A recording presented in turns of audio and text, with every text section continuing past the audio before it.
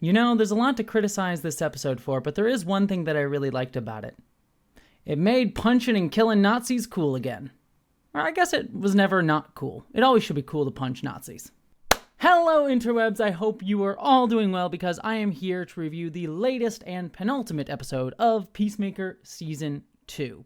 So, right off the bat, I kind of have to say, I come away from this episode a little bit disappointed. And to be clear, there is a distinction between disappointed and not good. I actually think this episode was really solid. In fact, there was one scene in this episode that I adored and was a great twist, and then gave me a moment that I was really out on, and then it managed to swerve it back and save it for me and give me one of my favorite moments of the entire show. So there's a lot of good stuff in this episode that I really enjoyed. But I think for a few particular reasons, part of which is not necessarily the episode's fault, I do come away a little bit disappointed, though there are some problems with this episode as well. And I think the major one was just how much this episode was hyped outside of it. If you've been listening to the James Gunn DC podcast that they've been doing for the show, as well as a few places outside of it, they really, James Gunn specifically, really hyped up this episode. It's like crazy shit's gonna go down.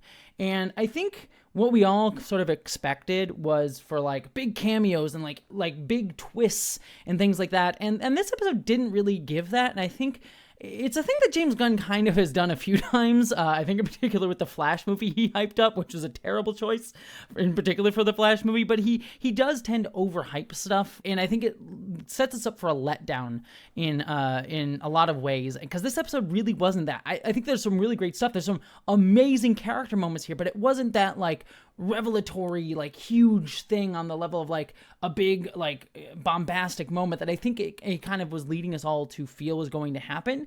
And it's unfortunate because again, there is some really great character stuff here that I think is some of, you know, that's where James Gunn actually thrives. But I think you set up these other expectations, it just leads people coming away disappointed. The other thing I come away disappointed with this episode for, and I think it's a little bit part of the problem with this whole season, is that it feels like with this episode we're kind of just done with the Nazi universe, which I think is particularly disappointing because I feel like there's so much more you could have explored in the Nazi universe, given how willing James Gunn clearly seems to be making commentary about white supremacy in our own culture today. And I think James Gunn's been really good at that. Not only did he do that in Peacemaker Season 1, he did that in Guardians of the Galaxy Volume 3, and he's done that in a few other places. And I think he's actually really good at that, generally speaking. And I really think we could have used one less of like middle of the road, moving people into places episodes that we got towards the middle of this season. Like, what the hell were we even doing with the eagle hunter guy, which was funny, but like I feel like you could have cut that out entirely and focused more on this Nazi universe and really explored that and used that to talk a little bit more about some of the themes that this season is clearly wanted to discuss. And I think it just could have been better structured there. And then on top of that, there was things that I was really hoping this episode was going to do with the usage of this Nazi world that it really kind of needed to really make its commentary very salient, that it ended up not doing. And I think in particular, the first thing it needed to do was kind of explore that this is a terrible shit world because, and I know other people have said this, but I was kind of I was giving the show a little bit grace to like maybe explore it here, but it didn't, which was it needed to show that this world does not work. Because what James Gunn has created with this world is to say that if the Nazis did get rid of all the blacks and all the minorities and all the gays, that they were able to create a seemingly good world. Like, yes, a lot of the characters say like, oh, this world's terrible. You have Vigilante 2 saying, yeah, this world's terrible. But functionally, what we see is a functioning society that seems to be getting along pretty well. And that is a very dangerous thing to do because a lot of fascists who watch the show, like, yes, there's even been talk, like James Gunn has been talking about, like a lot of racists have rightfully been upset about the show and fuck them, they should be upset. Like, if you piss off the racists, you're doing a good thing, and I'm glad James Gunn is very willing to say fuck them. But is a type of person, like looking at something like Starship Troopers, who will look at something like that movie and say like, well, it is a functioning society, and they won't see the commentary, but they will just take this like, oh yeah, if we did remove all the black people, we could create a better world. But you're presenting this world as if it would function. And a fascist world would not. Fascists are constantly at each other's throat, and there's a lot of power games and all of that bullshit going on that I wish that this this show had been able to like dig into more. Like if you were going to go this route, it really needed to go into that, and it doesn't, and that's kind of disappointing. There are some things that this episode does do, and I'll get to that in a second, that uses this for good commentary. So I want to be clear that it's not like a complete wash on that front. But it needed to do a little bit more of that. And it also needed to be a little bit more critical of Chris and how he was able to completely miss that this was a Nazi world. We get a couple jokes at the top of the episode with Harcourt pointing out, like, how did you miss the Mein Kampfs on the desk, and even more obviously the giant Hitler mural. Like, that was a funny beat, and I think that is a good funny moment, and I liked it. But it needed to go a little bit further into that, and have someone like Adebayo in particular go at Chris and be like, how the fuck did you miss that?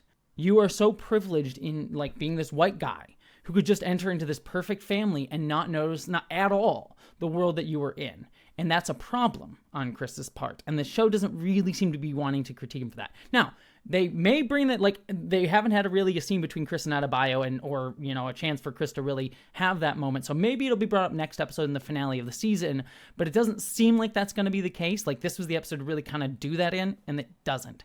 And that's a little bit frustrating. So those two things are like just part of this commentary that I did find disappointing. That being said, though, there is some good stuff here. I love Judo Master coming to save Adebayo and killing all those Nazis in the pool. Again, you know, punching Nazis. Let's make that cool in fiction again. Obviously, it's a much more complicated topic in real life, but again, we should be punching and fighting back against Nazis in real life fucking too. But seeing Nazis get killed in my fiction, I'm good with that. And I just want to be clear, I'm trying to be careful of my words considering the world we do live in at the moment. But I do really like the scene where Judo Master and Adebayo have this conversation about how she's like, look, Chris is an idiot. And I also liked her moment of saying, you know, I don't think our world is very different than this one here. And also Vigilante 2, when he says to Vigilante 1, like, oh, you must live in some utopia. And Vigilante's like, ah! And there is this clear attempt on Gunn's part to make this connection to like, oh, this Nazi world and our world are not really that different, that there is a connection here.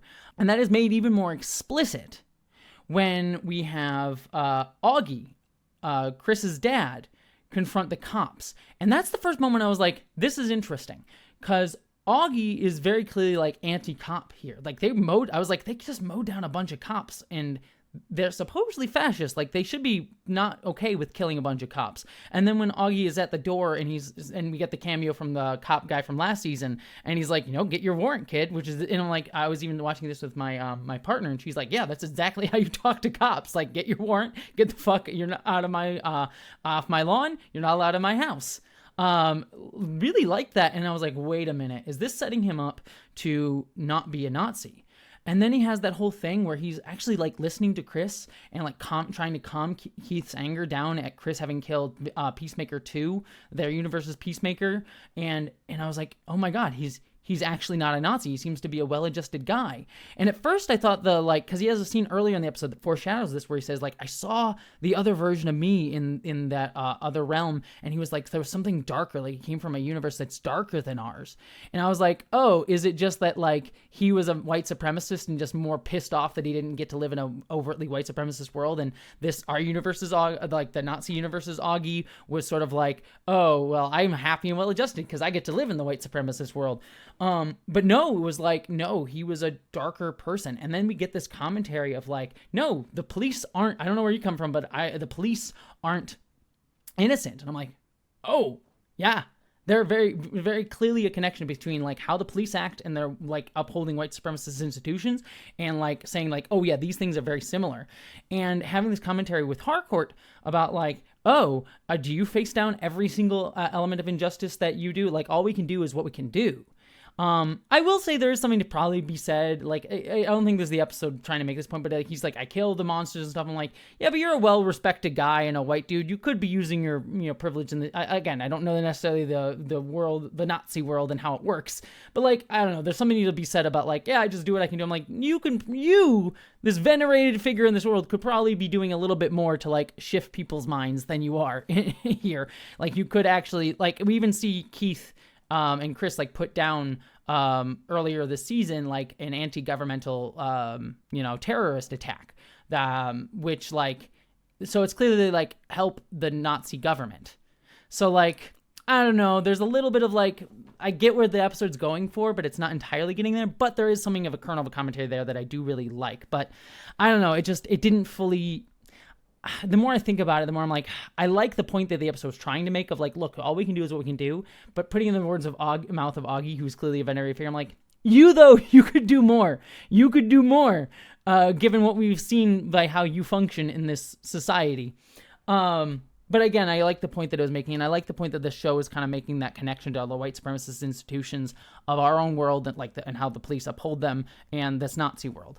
The one thing that I think would have made this clearer, though, and again, I wish the episode had done this, but this is like me wishing, and the episode didn't have to do this, but I wish the Nazi, the like fascist world that they lived in, came out of American institutions, that it wasn't just the Nazis won World War II and overtook America, but it was that the American institutions themselves just became more fascistic earlier or differently or something like that. Now, again, we see that there's the American flag stuff going on here, so like clearly the American institutions and Nazi institutions were allowed to commingle. But again, all of these things are like, these are things that I think this show could have explored more if it had allowed more time in this universe, which kind of brings me back to my initial point. So like, it just really needed more time for us to kind of see this world how this world functions, for a lot of these like points that James Gunn wants to make land better. And I think we got more time there. I think we could have like had this commentary and these connection points work really well. Bring it back to the character beats, though.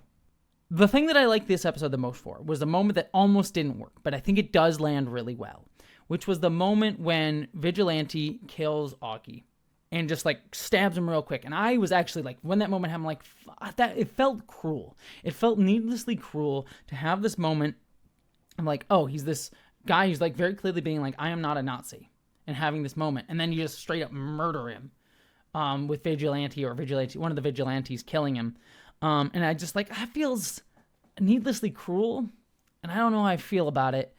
However, it pulled it back for me when we get to the moment where they like Keith's trying to stop him from leaving, and I forget who stabs him, but like some of the people stab him, and then Chris is over him and says like, this is just me, I'm the one who caused all this. And I'm like, okay, this earns this moment for me, in the sense that like Chris just has watched his dad die, who wasn't a Nazi, watching his brother die a second time, all these people that he blames himself for. It's like, oh, this is my fault.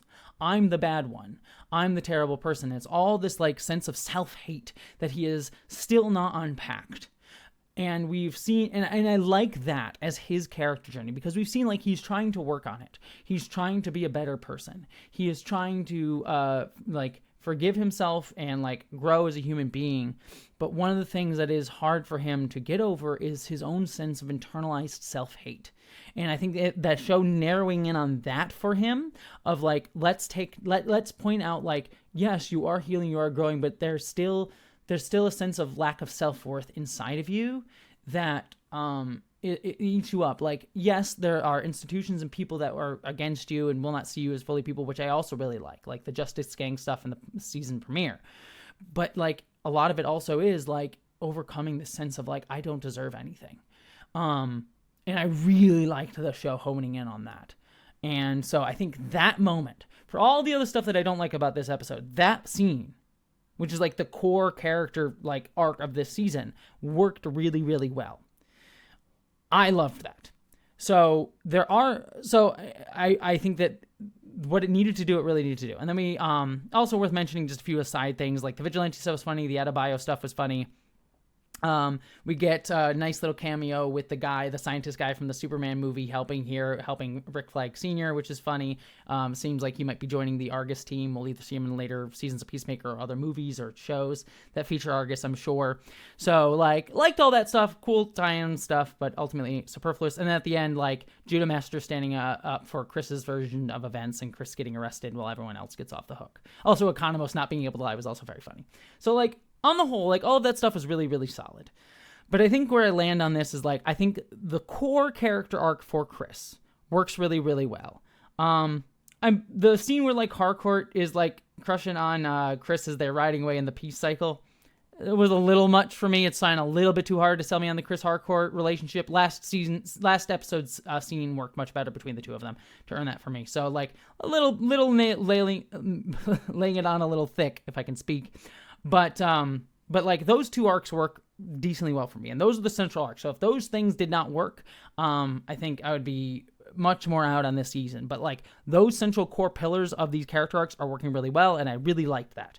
But I think everything else around this, and I also like the reveal Auggie not being a Nazi, but I think everything else around that, I just came away a little bit disappointed on, and being like, there was more here, and you either didn't explore it well enough, or I think you just kind of unintentionally implied some kind of frustrating things that I wish you had been more self-aware of, James Gunn. So at the end of the day, I like the decent chunk of this episode. I think the core arc of the season is still really, really strong, but I think some of the commentary that James Gunn is generally pretty good at, that I think he was going for here, just doesn't land as hard as I really think it could have if it had been, I think, given a little bit more time to develop. Like, I feel like, you know what it feels like? And this is something that James Gunn has talked about. You know, he said he wrote, Creature Commandos, Superman, and this show all kind of in a row and at the same time. And I think he's talking about how he even kind of got burnt out a little bit on writing at the time. Was like having some time, like he had to even rewrite the beginning of the season. I think he like wrote a whole pitch for another version of the season he was saying on the podcast, and came into this and rewrote it. And I think ultimately what I feel, and maybe we'll see how I come away from it at the end of the season, I feel like this is the season of a show that could have used one more draft. But he probably wasn't able to do that, just given how much of his time was being taken up by all the other projects that he's working on, as well as like DC comic stuff. And it's just like, I think that that's ultimately what it is. It's like, this is a good show, a good idea, and there's a lot of good here. But this just needed one more top level rewrite from top to bottom of the season, slightly restructuring stuff to really make a lot of it hit home. And because it didn't get that, I think we're left with a good, but not as good as it could have been, and somewhat disappointing and frustrating season. But again, we have one more episode, so maybe you'll be able to pull it back and really land it hard. I'm sure like Keith will come back and stuff with Rick Flag Sr. and things. So like, I think the show can finish strong, but I think ultimately my overall view of the season won't change too much, even if it does have a really, really strong finish, which is like, this is a good season of a show, but it is not great. And it's just frustrating even more so by the fact that I could have seen an easy pathway for this to be great, even though I do think it's good. So that's my thoughts on the penultimate episode of Peacemaker Season 2, though. What did you think? I'd love to hear all your thoughts down below. Beyond all of that, my friends, I hope you live long and prosper.